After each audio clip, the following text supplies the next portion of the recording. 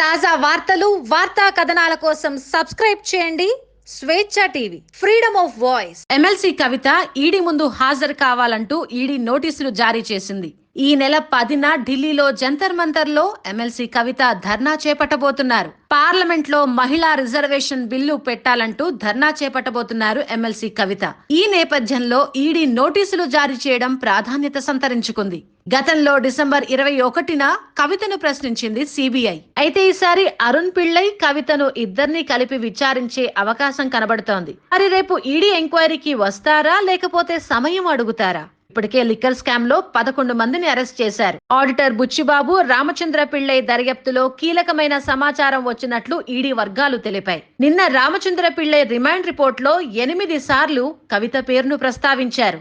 గతంలో కూడా ED, CBI charge sheet లో కవిత ప్రస్తావన ఉంది. ఢిల్లీ లిక్కర్ పాలసీ వెనక సాద్ గ్రూప్ ఇన్వాల్వ్మెంట్ ఉందని, సమీర్ మహేంద్రుడితో కలిసి పిళ్ళై లిక్కర్ స్కామ్ లో కీలకంగా వ్యవహరించారని, మొత్తం 32 రీటైల్ జోన్లలో 9 సౌత్ గ్రూప్ కి ఆధిపత్యం ఉందని, సౌత్ గ్రూప్ కు అరుణ్ పిళ్ళై, అభిషేక్ బోయిన్పల్లి, బుచ్చిబాబు ప్రాతినిధ్యం వహించారని, అరుణ్ పిళ్ళై, బుచ్చిబాబుకు సంబంధించిన వాట్సాప్ చాట్స్ లో ఉన్నాయని ఈడీ పేర్కొంది.